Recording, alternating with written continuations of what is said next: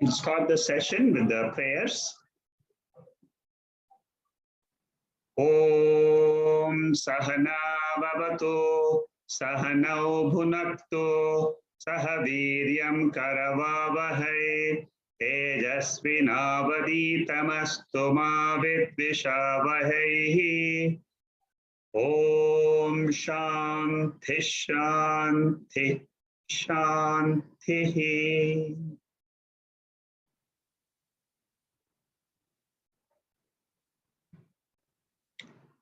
Panchadasi, chapter 10, Nataka Deepa Prakaranam. Prakaranam means chapter. Nataka Deepa means a light shining in a dancing hall.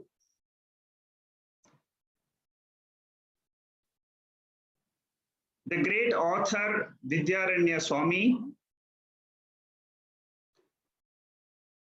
presents this entire text called Panchadasi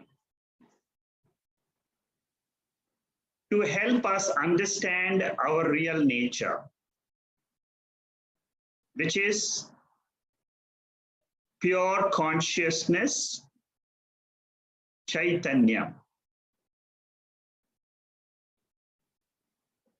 As I explained to you before, the Upanishads reveal the nature of the self. The Bhagavad Gita is the essence of the Upanishads. It is texts like Panchadasi and Vichara Sagara or Shrutisara Samuddaranam or Naishkarmi Siddhi. These are the type of texts which apply the knowledge of the Upanishads to our own self. Each of these books are written by Shankaracharya's disciples, direct disciples or indirect disciples, who have realized the truth in their own mind. All knowledge takes place in our intellect, whether it is the knowledge of the world or whether it is the knowledge of Atman. The intellect is the instrument. We all have this instrument. We have to use this instrument to reach our own personality, which is called as sakshi, or which is called as Brahman, which is also called as, in different names, Turiyam. There are different names which are given to the same one principle. This 10th chapter presents in 26 verses how does our mind, intellect, equipment work in this body.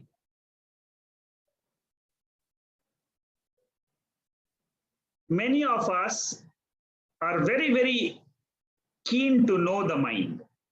How does the mind operate? How do we think? What is the way the intellect works? What is the way the mind works? All this can be known only when you are operating the instrument yourself.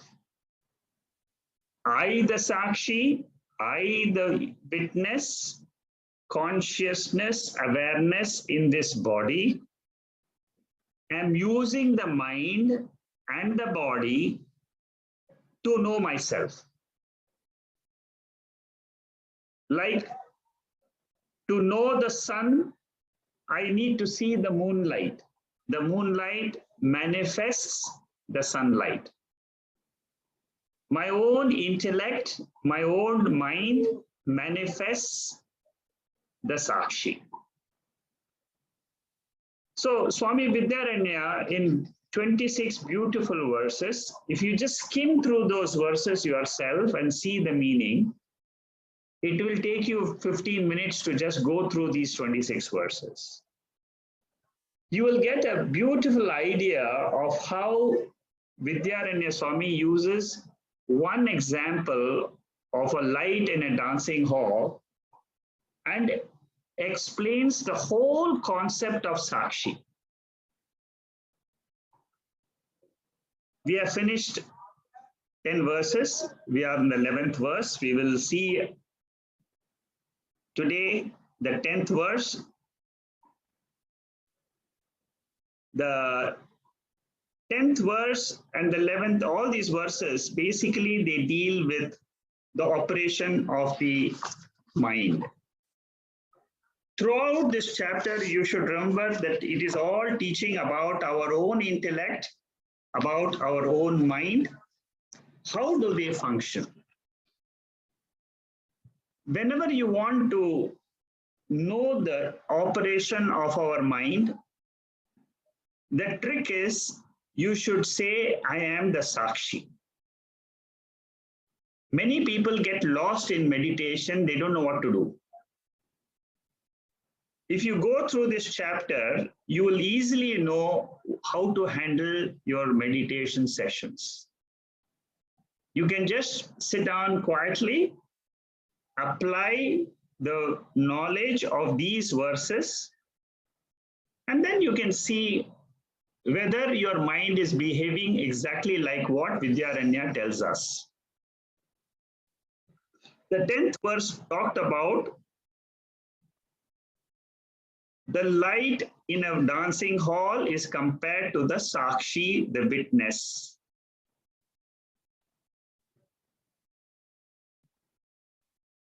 For those who have come new today, just to make you understand, we have a body.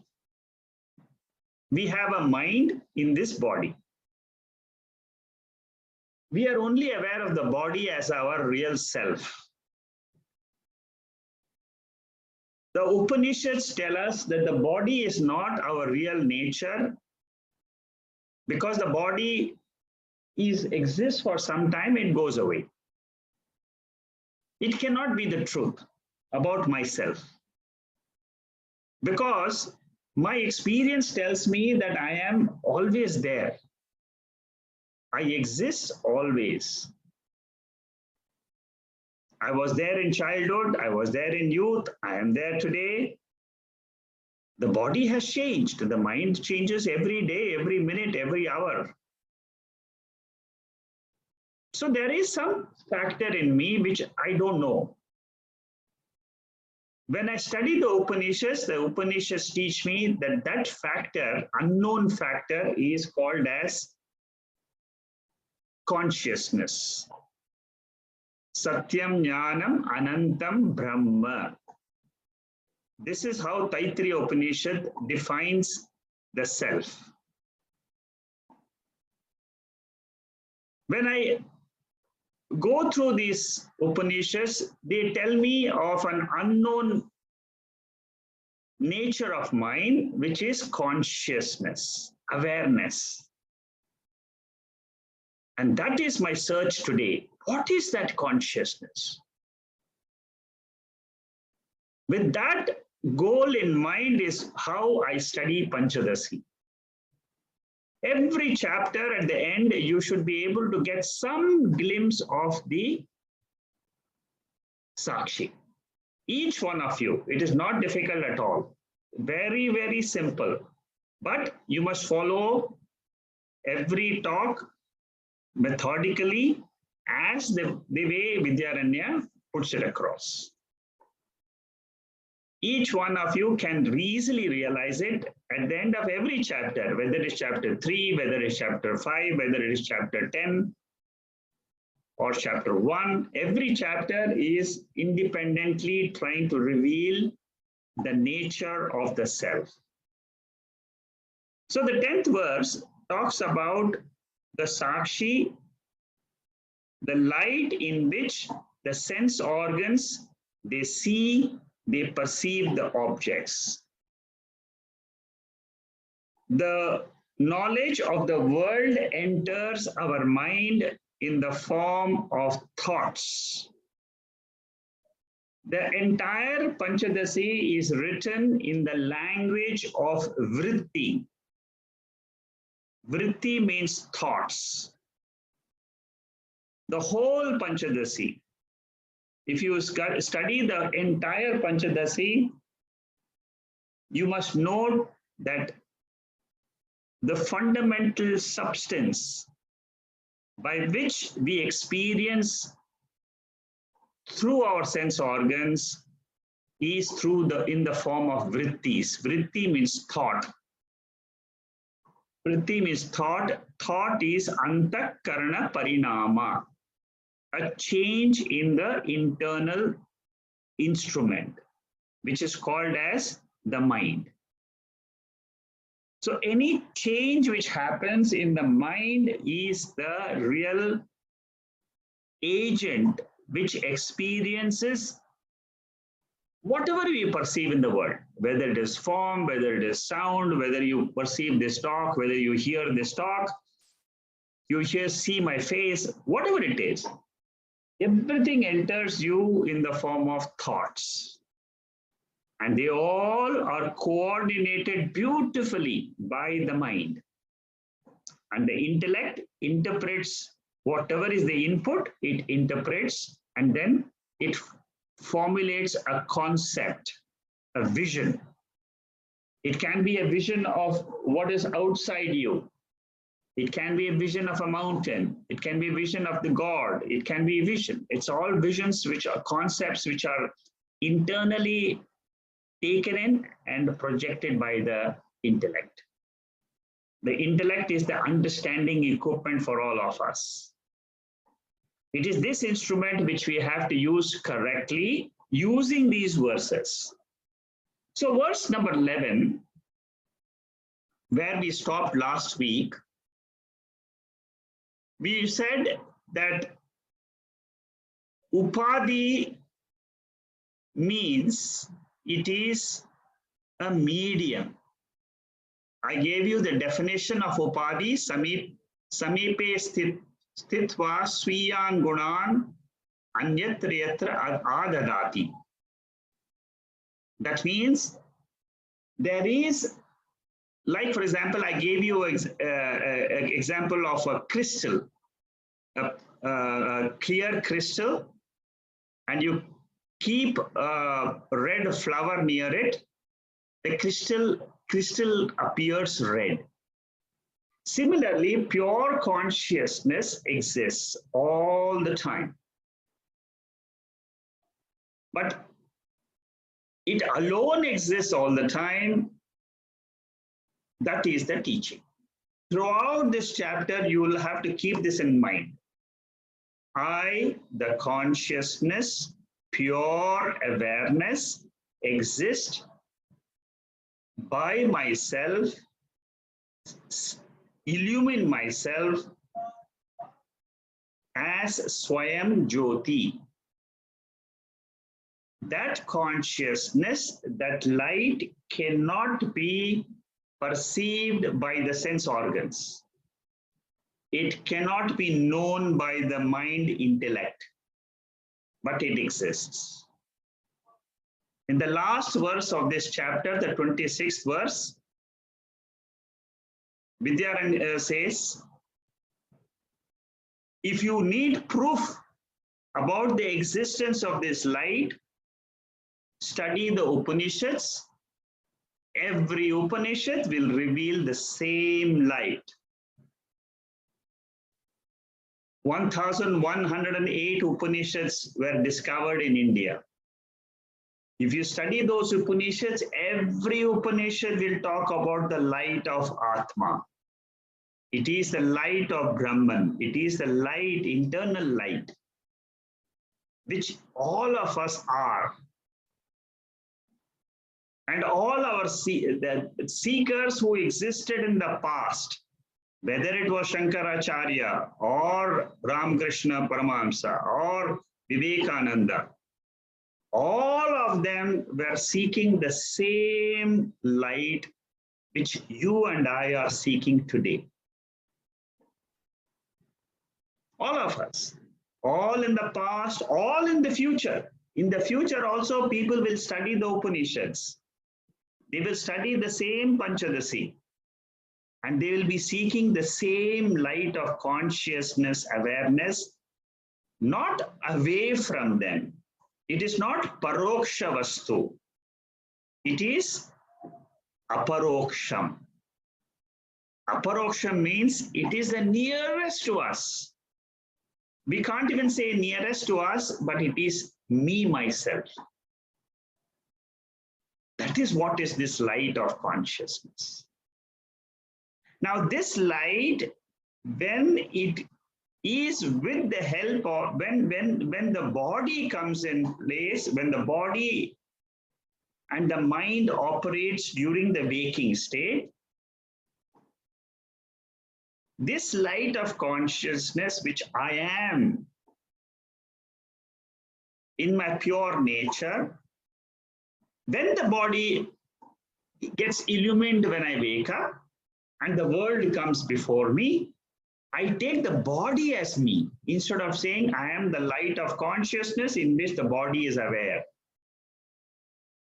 The mind is aware. This is the mistake which Vidyaranya is trying to correct in this chapter. Repeatedly from 10th verse onwards, you will find he keeps on telling us, you are the sakshi. Learn to differentiate the sakshi and mind. All these verses we are going to study from now is going to be only to understand what is the sakshi, what is the mind. What is the sakshi, what is the mind. This is the nature of teaching. This is how the Vidyaranya presents this whole teaching. So we must remember our body is a upadhi. Upadhi means, I told you the definition. If you're not clear of definition, please ask me, I'll explain to you again. The red flower is called as the upadhi for the crystal. The body and mind is the upadhi for pure consciousness.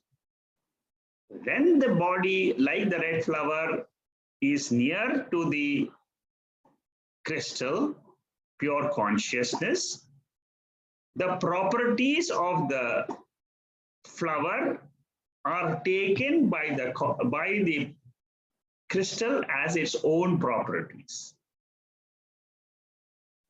And similarly, the property of the crystal are taken as the flower's property. This anyonya adhyasa, superimposition which takes place between the body, mind, and the Atma, that superimposition we have to separate. The moment you are intellectually able to separate the two, the spiritual teaching is over. Atma remains by itself all alone. The light shines all alone. The world comes and goes. Body comes and goes. Brahman creation is not two things independently existing. That means the light and the world. They are not two independent. It is like the light and the shadow. The shadow depends on the light. Without the sunlight, your shadow on the ground will not fall. So similarly, without the light of consciousness, this world, the creation which we talk about, does not exist. Therefore, only we say that there is only one Brahman all the time, because of independently existing principle of this light. Sarvatma Prakriya happens automatically when Viveka is clear. Last week, I said there are two methodologies we have to use. Two aspects, Viveka and Sarvatma Bhava. I must clearly have knowledge about what is real, what is unreal, what is invariable, what is variable? Sakshi is invariable, the three states are variable. The ego is variable. I become angry, sad, happy, I have desires. These are all incidental. They are not the truth about myself. Because the desires change.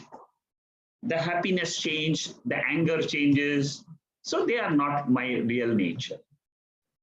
Whereas there is a light which illumines that, which illumines the mind and its emotions. That is real. That is the essence of the teaching. So what they are trying to teach us is you are the witness to the realm of reality behind the thoughts. And that is called as Atman. The intelligence principle is called as Ishvara, and the thought together with that consciousness is called as Jiva. Now, in our mind, you will find that there is a continuous flow of thoughts. And you will find there is an incessant noise. Noise means whenever there is a vibration of thoughts in the mind, it appears to be like a sound. If you are a yogi practicing yoga for a few years, you will easily realize what I'm saying. There is a voice you can almost hear when you are quiet. When your sense organs are not functioning, you will find that this mind keeps on projecting thought after thought, and it is like a tape recorder going on inside your body. What the teacher tells us is, do not suppress this thought. Listen to the mind as sakshi. You are experiencing the mind. There are two things. One is the mind, one is you. I am the experiencer, the light of consciousness. This is how I have to differentiate the mind and me.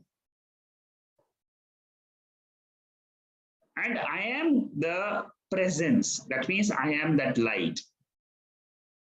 In my presence, the thought is coming and going. And the thought, what happens is, the thought is the doer, enjoyer. It becomes the doer and enjoyer. Suppose I am not aware of these thoughts. Like in meditation, I can easily see it. But when the I thought engages the organs of action, it becomes the karta. That means this is how the operation inside is happening. We are trying to understand that principle. I can abide myself as the witnessing presence, like the Nritya Shala Deepa, like the light which illumines the dancing hall. Or I can get engaged in the world. I can use my sense organs of action, organs of knowledge, and interact with the world. And this is what Vidyaranya is trying to teach us. Be like the sakshi, be like that light. Enjoy the experiences of the dancing hall. And when the dance stops, remember you still exist as the sakshi. That is the very important teaching in this whole chapter. You should never miss that. I'll repeat that again and again as we go through in all these pages. So Nritya Shala example, I'll just quickly tell you what to compare with what. Now, in a dancing hall, there is a light which is hanging. There is a king which is called as Prabhu. There are citizens who are the audience. There is a dancer. The light illumines the presence of everyone, whether he is a king, whether he is a dancer, or whether it is the audience. Uniformly, it illumines them. And when the dance finishes, the light still illumines the empty hall. So the nature of the light is to illumine. This is the example. Now, let's try to understand the reality. How do I use this example to myself? The light of consciousness is to be compared with that light which is there in the dancing hall. It's very clear. Now, the three states which I experience, the waking state, the dream state, the sleep state, these three states are the dance program which goes on in my life. So when the program goes on, I witness them. The experiencer experiences good. We say, yes, it has been a great day for me. It's not been a good day for me. It was a mixed day for me. So I, the consciousness, am experiencing the three states, including the state of complete absence or nothingness in the sleep state. So the nature of this awareness is to give us the knowledge of the world, whether it is with the objects or without the objects.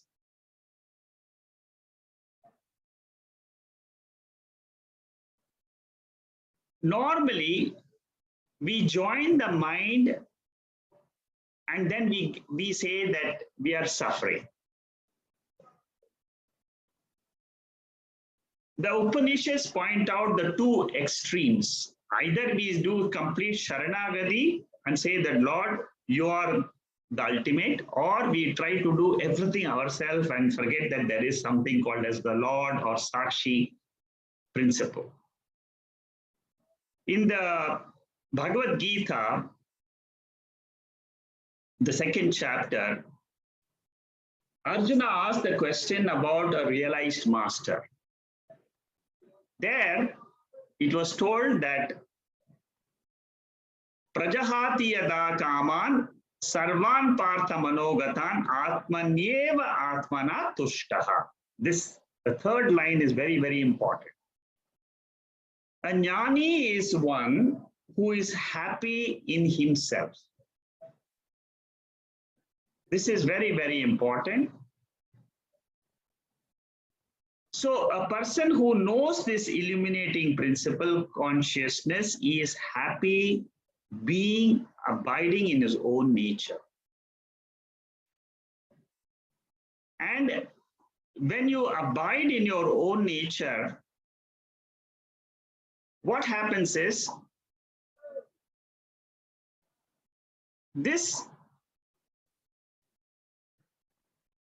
continuous mind which is operating with desires for fulfillment, we become aware of it and we create a space between ourselves and the desires in the mind.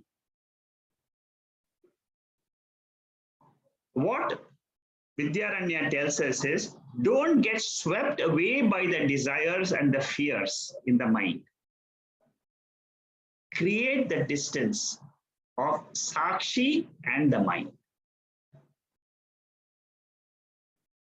Remember, sakshi is a reflection of the reality in the mind, in the buddhi, This is a very important aspect we should always remember. The buddhi consists of two things. It is a matter principle and also the light principle. The light which is illuminating that buddhi is the light of consciousness. But the buddhi itself is made up of matter. So it keeps on dancing in the world throughout the day. And I need to understand this light, I need to separate it out. And I say that I am the light, I am not the buddhi. I am not the karta, bhokta. That is what is explained here. Brahman means it is the light. That light gets reflected as chid abhasa. Chid abhasa means it is a reflection of the chit in the buddhi. And once that abhasa takes place, once that image is formed, then what happens is the buddhi witnesses body, senses, and the world. Sarva buddhi sakshina atmanam. This is a famous line of Shankaracharya which he uses again and again in all the bhashyams. Sarva buddhi sakshina. Sarva buddhi, that means your mind, my mind. Any mind which is operating, it is this sakshi which is making it function, which is illuminating it, like that light in the hall. We call it witness with respect to sakshyam. That means body, senses, mind, ego, world. Sakshyam is these four. So with reference to that, we call it sakshi. But what we must understand is that this is called sakshi only with reference to sakshyam. But without the sakshyam, the sakshi exists by itself. The sakshi illumines the witnessed objects, and then the individuality is born. I am Malati, I am Ram Kumar, I am so and so. That individuality is born when not in the sleep state. It is born only when the mind is awake. This aspect you must remember very clearly. Then only you will understand the sakshi principle. This individuality, Ram Kumar, is a name connected to a mind with a body. That is the individuality. But without that body and mind connection, is Ram Kumar there? Yes, he exists as what? As sakshi. So in sleep, what is Ram Kumar? Sakshi. In the waking state, he is Ram Kumar, is a father, is a brother, is a son, is husband, is so many different functions. But these are all incidental. But what is his real nature? His real nature is, I am the illuminating sakshi. I am the sakshi of the three states of the mind, which I am experiencing. I am the same person who is experiencing the sleep. I am the same person who is experiencing the dream. That is the knowledge we should all understand. So the perceiver identifies with the perceived. The pramata gets identified with the pramanam and the prameyam. But sakshi is not the pramata waker, not the pramata dreamer, not the pramata sleeper. In the sleep state, what we experience, the object which we experience is called as mula avidya, which is the ignorance of the sakshi. That is why it is called as tamak pradana. It is covering the nature of sakshi.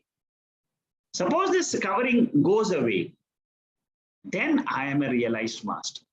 There is no difference between me and Ishvara, because Ishvara is without he is a sattva guna pradhana. I am the jiva who is tamoguna pradhana.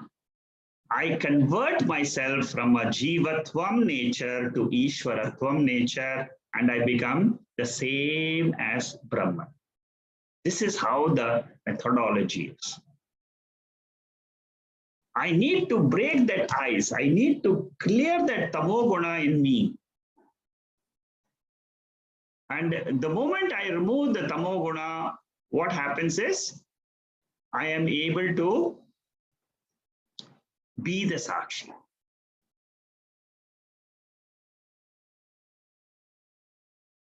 If there is no identification, there is no person, there is no individuality. Mind takes care of the needs of the body by producing impulses in the mind. For example, I am hungry.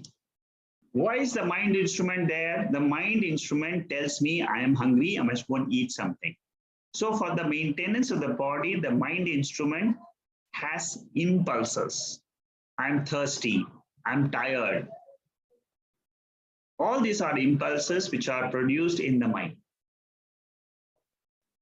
And whenever these impulses come, the awareness principle gets reflected in the mind, and then I have the knowledge. So I have to use the same mind as the window to seek, to open up, to reveal the truth of this light of sakshi. So here we have to understand that the witness is like the Nrityashala Deepaha. Sakshi illumines both the agitated and a peaceful mind, or an ignorant mind, as in the case of sleep state. The sun illumines an empty room or the room full of objects. An empty room is like the sleep state. The room full of objects is like the waking state. The three states of mind are illumined exactly like what? Like the king, audience, and the dancer. So you can either use the three states, or you can say it is the king, audience, and the dancer, if you're comparing it to the dance hall. With that, we finish verse number 11. Now we go to verse number 12. And all these verses, it's just a continuous flow of the same thought process of revealing the difference between the mind and the sakshi, the mind and the sakshi. Every verse from 11, 12 onwards to the 26th verse, you have to keep them in mind that this is what Vidyaranya is trying to reveal. It is it's a fantastic analysis of how the mind operates. Through a simple example, the author is brilliantly revealed the nature of the mind. What does he say in verse number 12? Now he brings that whole light concept to our ahamkara. Ahamkara dhyam sakshi vishayanapi bhasayet. This witness consciousness lights up the ego. The ego is the I sense in this body. Once I have the I sense, then it reveals the sense organs and the external world.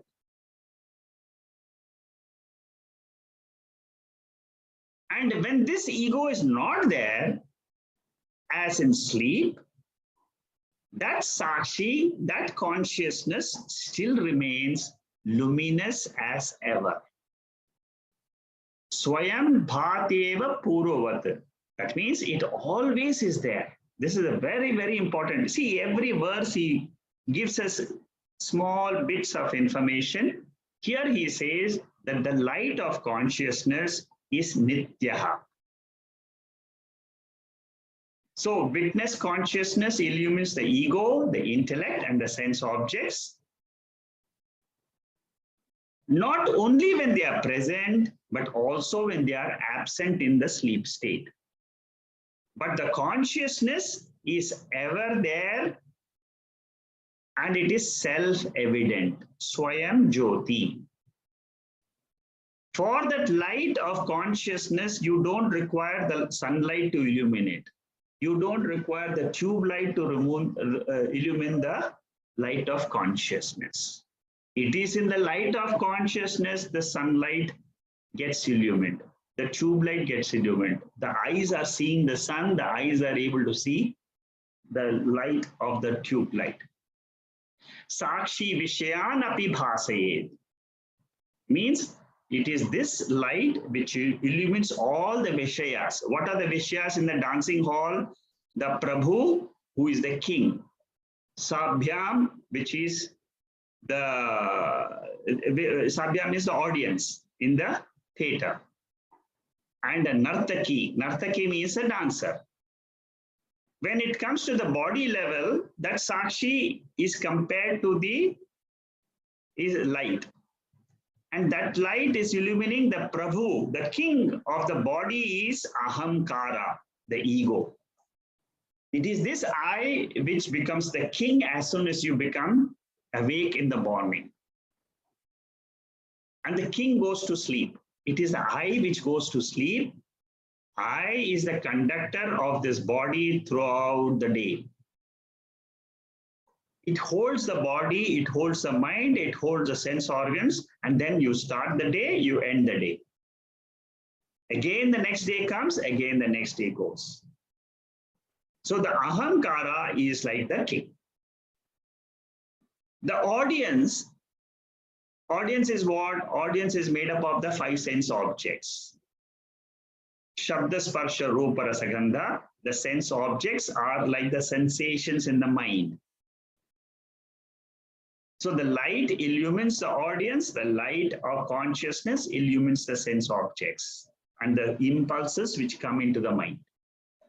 What is the buddhi? Buddhi is the dancer, dancing according to the whatever the sensations are bringing, it enjoys or it suffers. So the I keeps on associating with the sense objects and suffers. But the I, which knows the light of consciousness as a sakshi, it is ever free. I am that light. I am like the dancer, Nartaki in the stage. I am looking at my dance. I am looking at what is happening around me, and I'm suffering. But when I understand I am not the dancer, I am the light which is illumining this dance, then I become free like the light. Once body is ready, the ego enters and claims the body as I, the self, appropriates the body as mine. See, if you go through the meanings of these verses, like how I'm explaining, you will be able to understand that the depth of these verses. Superficially, when you read, you will get some meaning. But when you go through the verse meanings in depth, you will understand what happens inside you. So the identification with the body is automatic. It is not that every day morning I will have to, do something to identify. It just happens. It's the nature of the body. It's the nature of the intellect. It's the nature of the sakshi. All these things, they happen naturally. That is God principle. There is order in this world. Not with one person, with the whole humanity. Let ahamkara not torment or demonize me.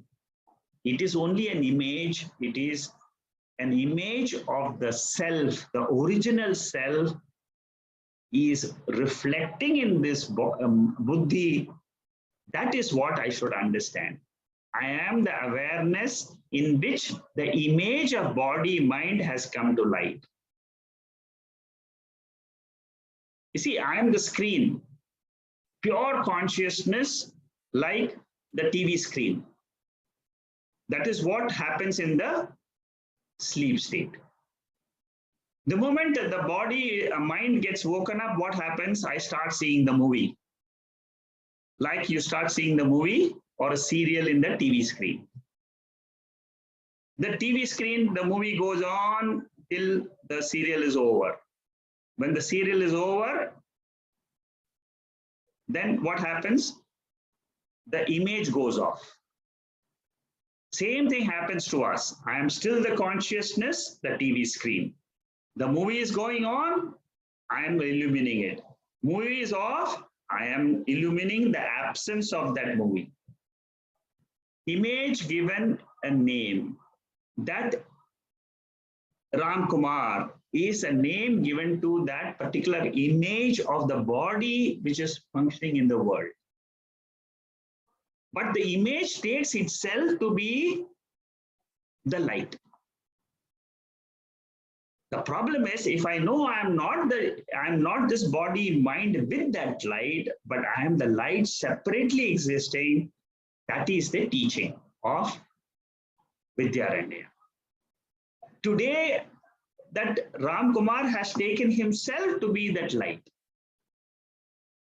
And therefore, bloated up. Oh, I'm very big, I'm great, I'm this, I'm that. I'm a doctor, I'm a lawyer, I am so big, I'm a prime minister. All these are all bloated images. Of what? Of just an image. But who is the reality? The consciousness, the screen. Ahamkara has its foundation with the identification of the body. The moment the mind wakes up, immediately the mind throws the image of the body. Immediately what happens? The sense organs are open. It sees, I am in London, I am in India, I am in Singapore. And I see the world. In the night, what happens? All these impressions, they go back. All the vrittis, they go back to the mind. And the mind sleeps where? The mind sleeps in Karana Shariram. That Karana Shariram is the blankness which we experience in sleep. It is the ignorance which we experience in sleep. And that ignorance is illuminated by sakshi. No ahamkara is there in sleep. There is absence of identification in sleep. Dhyam. Dhyam means the buddhi, intellection which goes on, ideation, emotions. I imagine what happened to me 20 years ago. When I got married, it was a beautiful day. I started, all this are all ideations. Who is illuminating it? Sakshi. When does it happen? Whenever I'm in the waking state, I keep on having memories of the past or memories of the future. You know, my son will be like this after 20 years. He will have his own business. He will be very successful and so on. It's ideation. Or I will be like this after 20 years. Ideation. I'm very happy today. These are all, again, emotions in the mind. All these are only objects of the light of sakshi. Sense objects are illumined by the sakshi as perceptions in the mind. I am conscious of the body only in the waking state. I'm conscious of my belongings, my money, my car, my house. All this mind is only in the waking state when the mind is awake. But when the mind is sleeping, none of this is really mine. I am the sakshi. Sakshi projects the mind. It is called as jnana adhyasa. When it projects the world of objects, it is called as artha adhyasa. Adhyasa means superimposition. It is either a knowledge superimposition, which is jnana adhyasa, or which happens in the mind, or outside as artha adhyasa. These are two words which Vichara Sagara uses Nischala Dasa, the author of Vichara Sagara, expands on this for the Uttama Adhikari. In that text, there is a highly intellectual person. The moment the Guru says, in your mind, there are only two things which are happening. Arthadhyasa, that means the consciousness superimposes all the impressions in the mind, called as Arthadhyasa. Or the consciousness gets superimposed with all the impressions coming from the objects, which is called as Arthadhyasa. Jnanadhyasa, Arthadhyasa. And then that student, when the Guru teaches him these two aspects, only these two words, Jnanadhyasa, Arthadhyasa, these two are happening in the light of consciousness. You are not that superimposition, you are that sakshi. In that text, the highest student, he picks these two words, understands it, and is realized. There are 3 chapters in Vichara Sagara. I'm just digressing a little bit. The 4th, 5th, and 6th chapters of Vichara Sagara. 4th chapter is for the highest Uttama Adhikari, who is an intellectual. The Guru just teaches him these two things, that you don't get into the superimposition. Realize yourself without the superimposition. You are the self, you are the sakshi. The Uttama Adhikari understands this, he gets liberated. Then there is a Madhyama Adhikari in the 5th chapter. For him, there is a teaching given, a detailed teaching of what is the world, who is the creator, created, all this is explained. Then in the 6th chapter of Vichara Sagara, there is a Tarka-oriented student. Everything he sees a logic. To him also the teacher teaches in the logical way in which that student will understand. That is how Vichara Sagara is presented.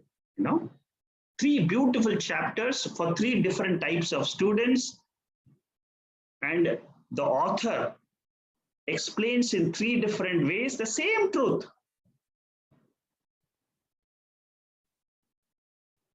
Now here in Panchadasi,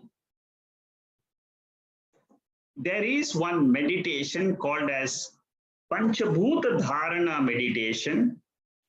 I'll just explain to you in brief. I'm not going to go into the full aspect of it. This people can do it in at the beginning of the day or at the end of the day. What you do is you imagine that the earth is nothing else, but you try to compare your own body with the entire cosmos. This is one type of meditation. It's called as Panchabhuta meditation, Dharana meditation. So the lower part of the body is compared to the earth. The abdomen is compared to the water element, because that is the abdomen is predominantly water. The stomach is compared to the Agni, Vaishwana Agni. The chest is nothing but the Vayu. The air which is outside is inside your chest as the breath. The head has got space inside in the cranium.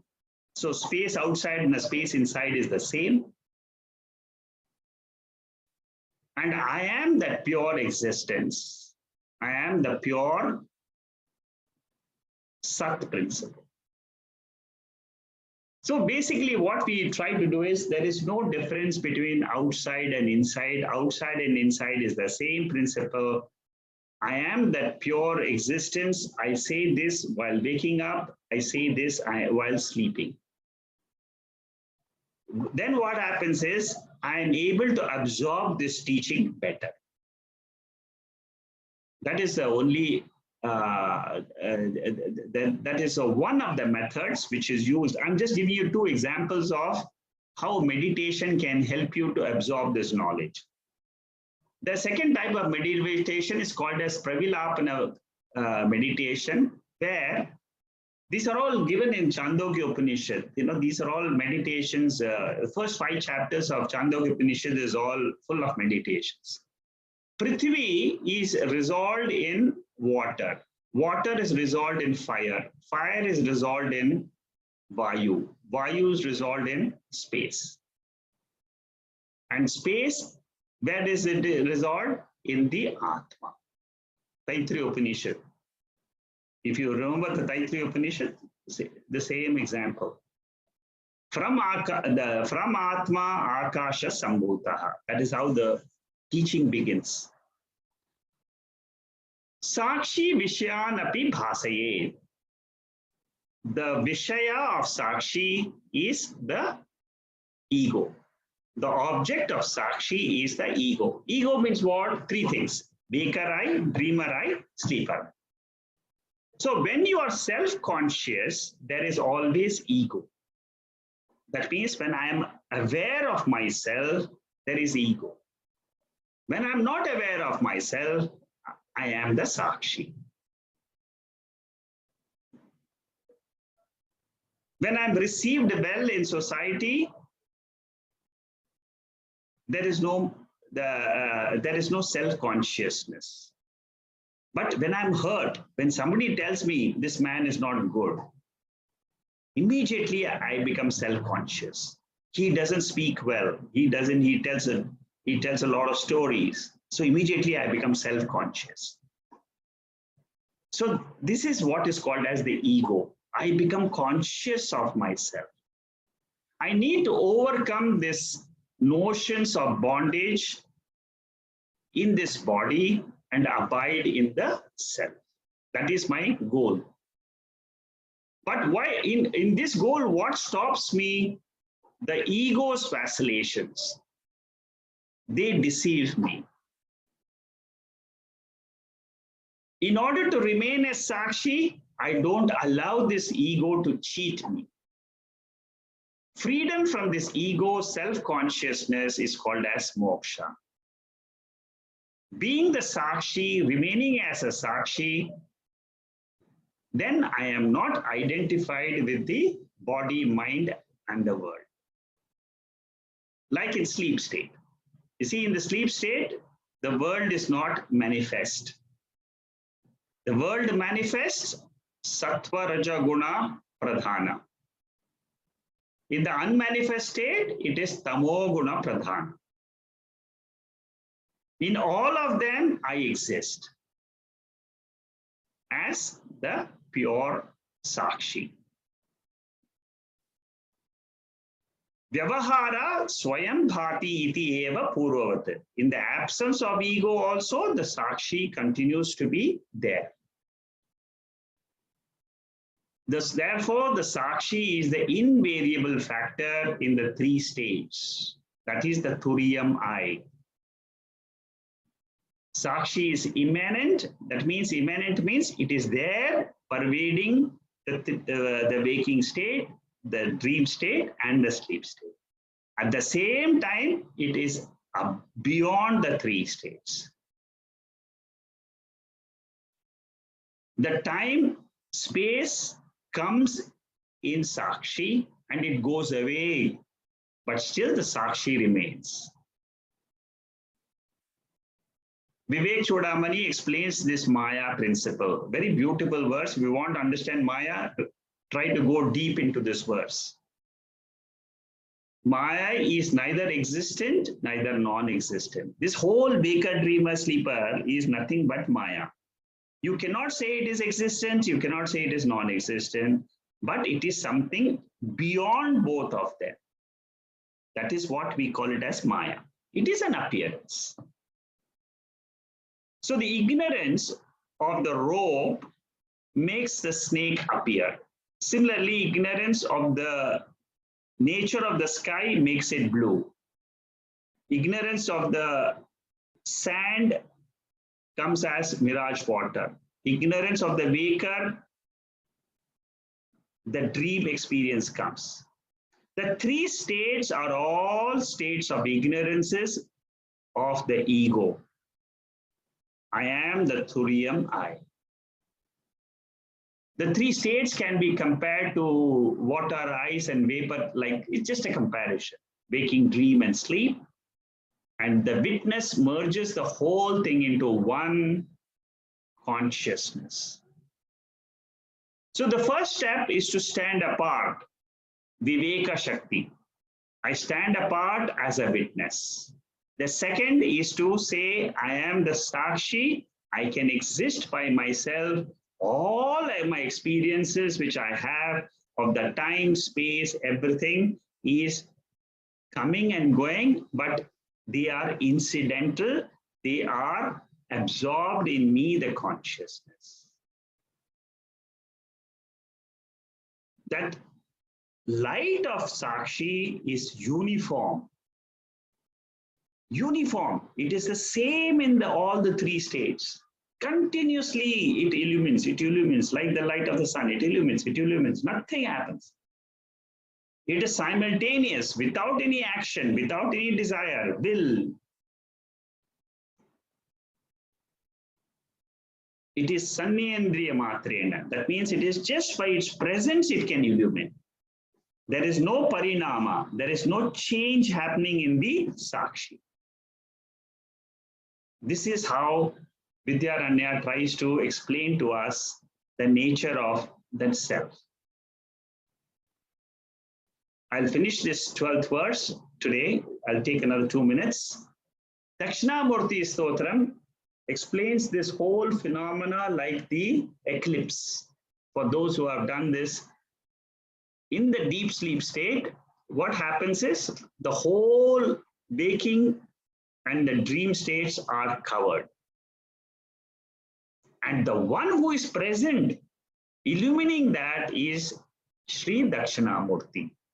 God is nothing else but that sakshi principle.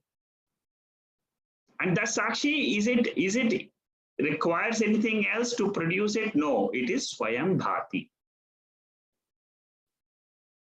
There is no light which is required.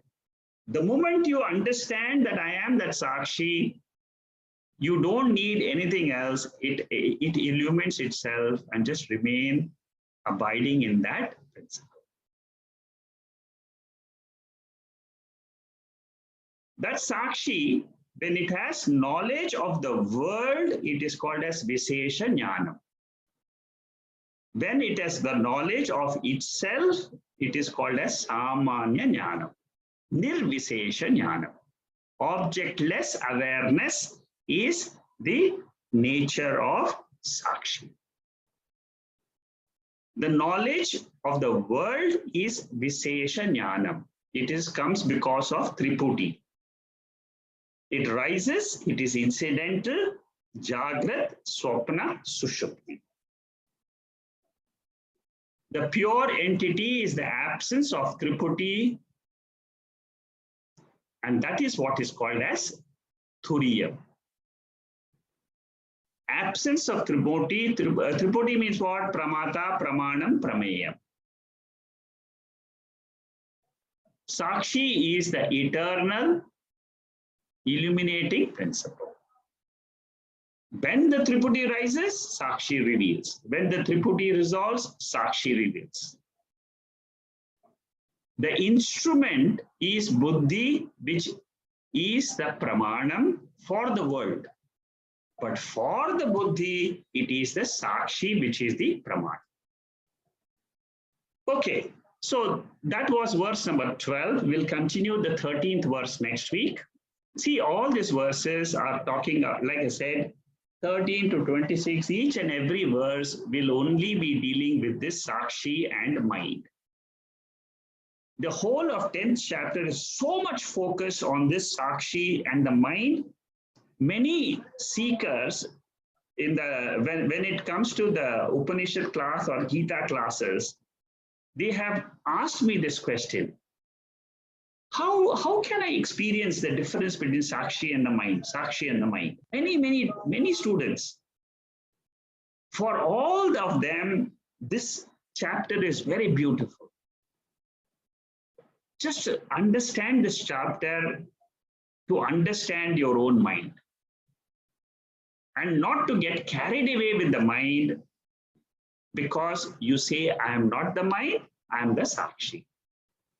That is what is called as liberation.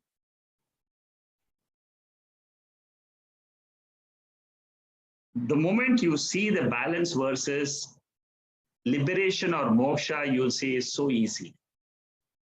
Let's continue the study next week. Om Purnamada Purnamidam Purnat Purnamudachade Purnasya Purnamadhaya Purnameva Vasishyade. Om Shanti Shanti Shanti.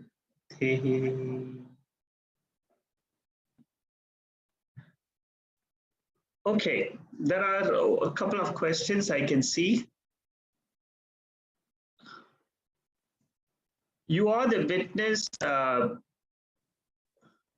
That's what it says in the slide.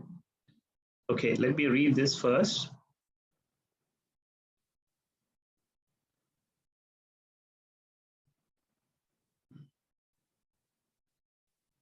You are the witness to the realm of reality behind the thought, which is Atman. But Sakshi witness is not witness to the reality behind the thought.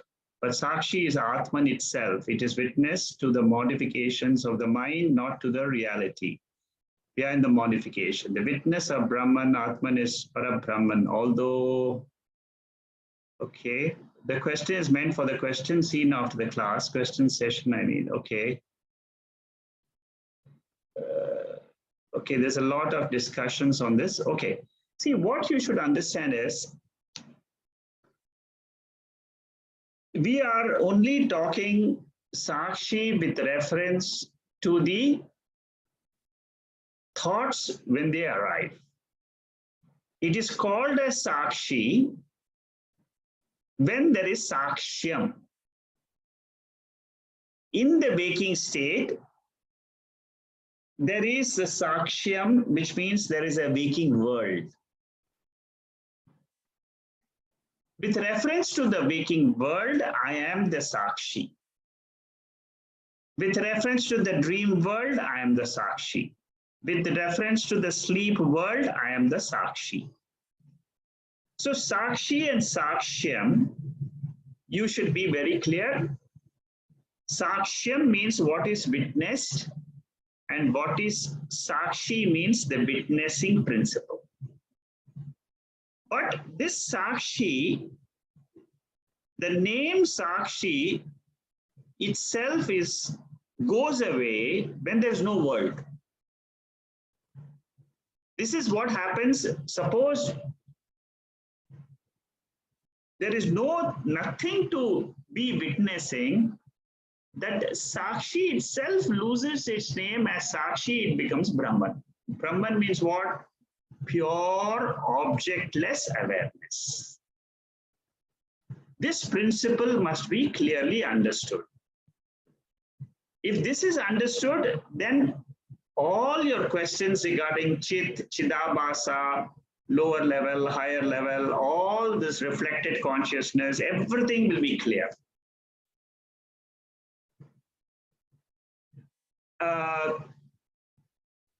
So I don't know who has written this question. If I'm not clear, can you ask now? I will ask everybody to unmute it. You can ask this question and get more clarity if you're not clear as to what I've tried to explain this point. So can you explain to me, in case if you have understood, is okay? Bart, tell me. Yeah, I posed the question. Yes, I do understand your answer fully, clearly, that there is no doubt about that. But the thing is, in the slide, it is mentioned that the witness is is witness to the reality behind the modifications. Yes. Yeah, So but there is a reality, that reality of the modifications, we call it as Vyavaharika Satyam. The empirical reality is one form of reality. So the absolute reality is behind the empirical reality of the waking state. That's what I mean. yes, but the witness is not witness to the reality, because the witness, sakshi, is reality itself, is Atman itself. No. Here, when I say reality, that is what I'm trying to clarify. The reality is, we are talking about the empirical reality. Vivarika. Okay, yeah, okay. Okay, now Empirical then, reality yeah, and absolute reality. So okay. the absolute reality is a witness to the empirical reality. Yeah, exactly, of course, yeah. Okay, okay, yeah, So now the that is clear, reality, yeah. so the word reality has got two meanings. One is the absolute, Yeah, one is the empirical. okay, yeah. So I think now it's clear, right? Yeah. But then that should be, yeah, but then that should be added in the slides. But okay, now then it's clear, yeah. Okay, good. Very good. Anybody else has a question? Bhavai? Shekhaji, regarding the thoughts that we get in the mind, yes. so where is the source from? Where's the source? Is it from sakshi? Is it from sakshi? Okay, very good question. Okay, see, the answer to your question, what is the source of the thoughts? The answer to that question is, the source is the causal body, karana sharira. So all our thoughts are rising from, see, we know there is a gross body. That is what we see outside. There is a subtle body which we call it as the thought. There is a third body which it is not known to the individual also. The mind, the thoughts are known to the individual, but it is not known to others. Like Maliti does not know my thoughts. I do not know her thoughts. I don't know your thoughts as Babu. So the subtle body is not known to others, but it is known to the individual. There is a third body which is called as Karana Sharira. That Karana Shariram is the unmanifest state of the sleep state. So the thoughts are rising, the source of the thoughts is from the Karana Sharira. For you, the source is your Karana Sharira. For me, for Rohit, his thoughts are coming from his causal body. This sakshi is illuminating that causal body when it expresses in the waking state as the thoughts for him. So the answer to your question is, the source of the thought is the source of my thought is my causal body. Tomorrow what I will experience, it is there in my causal body. What you will experience, what Bhama will experience, it is there in her causal body. Each one's causal body is different. We all bring our causal body, our subtle body, and our gross body for experience in this birth. Again, when we leave this body, we drop only the gross body. We take this subtle body and we take the causal body, and then we again get born in another gross body. This is what is explained in our scriptures. So that means different person gives thought from different part of the body, like subtle body, karana shari.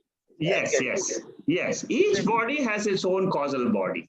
Oh, that means we have different thoughts from different part of the body. That's correct. We have different thoughts because my body, my causal body. See, I don't know my causal body. I come to know that there is something called as causal body only from the scriptures. You see, my eyes cannot experience, my mind cannot experience because it is invisible, both to the mind and also to the senses. Nobody can experience their causal body because it is hidden. Then can we say it is from the sakshi? Cannot, No, no, no, because no, we no. cannot see sakshi, right? Yeah, we cannot see sakshi, but there is something else also which we cannot see, which is the causal body. You see, sakshi, you should note, is only the illuminating principle. That's all. That is why it can be, by knowing sakshi, I get liberated. I get moksha. You see, sakshi is ever free. So if I know that sakshi, I become that sakshi. The knowledge of the sakshi itself is becoming the sakshi. So I learn to drop the mind itself. Okay, so the moment, that is why you have to think about the sakshi all the time. I am the sakshi, I am not the mind. Again and again, when you say that, what happens is you are getting the freedom to remain even now. While living, you are living as a free person. That is called as Jivan Mukti. I am free. It is not that you will get freedom after death and after you go to some place called Vaikuntha or Kailasha or heaven. You get freedom here by learning the scriptures. That is the beauty of the scriptures, of the Upanishads. So now is it clear? One more thing, Ashikaji. Earlier your statement says that the ego expands in every part of the globe. What do you mean by that? Yeah, it is the ego. For example, it's the ego which is expanding to every part of the globe. Means, suppose you have a relative in America. So your ego is attaching itself to that person. I have somebody in India, I have somebody in America, I have somebody in London. So the ego gets attached to all the objects around the whole universe. Oh, the whole world. Yes. The whole world. Yeah, correct. So you start thinking about the moon. So your ego is thinking about that moon. That means what? Your ego can go and get attached to anything in the universe. One more question, Shekharji. The early description says Maya is a description of a word, nothing else. Maya is a description of the world. Isn't it? Yes. It is a description of the waking world, dream world, and the sleep world. All the three together is called as Maya. And who are you? I am the sakshi. I am that. So whenever you say Maya, you should always bring into consideration another factor called as Brahman. Brahman means the light, that sakshi light, that pure consciousness. See, So whenever Maya means ego, isn't it? Yeah, it is the ego. You're right. And Maya at the individual level is called as the ego. Very good. I'm happy you are able to understand this so well. Good. Okay. Anybody else has a question? Thank you. Thank you, Bhava. Thank you.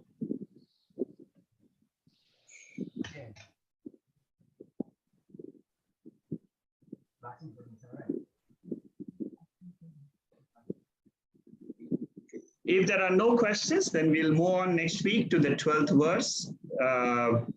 We'll study. You see, the Panchadasi is a text. You should remember that we are understanding our own mind. There is no other text which can explain the mind, intellect, sakshi as clearly as the Panchadasi. Every chapter, the depth in which Vidyaranya goes, again and again, he talks about how you differentiate the light of consciousness and the mind. The light of consciousness and the mind. Okay, one more question, Vedantic. This sakshi and the mind, do they have any connection? There is no connection at all. That is why we say that it is mithya. There is no connection between sakshi and the mind. Sakshi is independent. Mind is an appearance like that movie in the screen. See this in the movie we see, right? We see the whole, some episode is happening. That is what is called as the waking state, dream state, sleep state. Whatever is happening in the movie screen is exactly what is happening in our mind. Same thing that it is, and the light, the screen is called as the consciousness. So in our, basically to put it very simply, all our experiences in life, our childhood, all our experiences, you know, whether it is in the family, I was growing up, all that is nothing but thoughts and thoughts and thoughts and thoughts. They're all thoughts, nothing else. Every experience is nothing but thought. That is the nature of this world. You see, the whole world is nothing but, it is only vrittis. As you see this chapter, by the end of the chapter, you will agree with me 100% that the whole world is nothing but only thought form. And this thought form, all is emanating from consciousness, it goes into consciousness. It emanates from consciousness, goes into consciousness. So the moment you identify these are nothing, all experiences are nothing but pure, just appearances coming and going, then what happens is you don't give too much of to either, you don't take them too seriously, that's all. Let it come, let it go, let my experiences come. Tomorrow also I'll experience something. Let it come, let the experiences come and go. That should be your attitude in life. Then you will find that you are more peaceful in life. You will find I am very happy. I am the consciousness. Keep this only two factors always remember about yourself. I am the consciousness. I am not affected by anything in the world. That is lesson number one.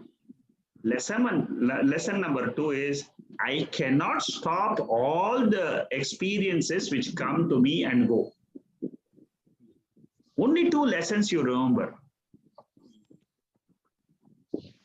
What is the first lesson? I am the consciousness experiencer. What is lesson number two? I cannot stop any experience from coming to me. They will come, they will go. As per the law of karma, as per the law of this universe. Let it come, let it go. I will do my duty. Whatever has to be done, I will do. That's all in my experiences. I will just do that. That's all. I will not shrink from my duty. If I'm supposed to do something right now for my family, for my office, for my for the community, for whatever it is, we all get up in the morning, do our duty till the night, again go to sleep, again do it. But remember these two lessons. I am the consciousness. Nothing in the world will affect me. Nothing affects me because that is what the scriptures have taught me. It is the knowledge of the scriptures, of the Bhagavad Gita and the Upanishad, which I have learned. And the second lesson is, all my experiences, I have no control over them. They will come and they will go. Happy experiences will come, sad experiences will come, My physical pain will come one day, again it will go away, again I'll be happy, again I'll be sad, again I'll be happy. This happiness, sadness will keep on happening only in the mind level. That's all. The physical body level, okay, things are happening all around the world, things are happening. I have no control over them.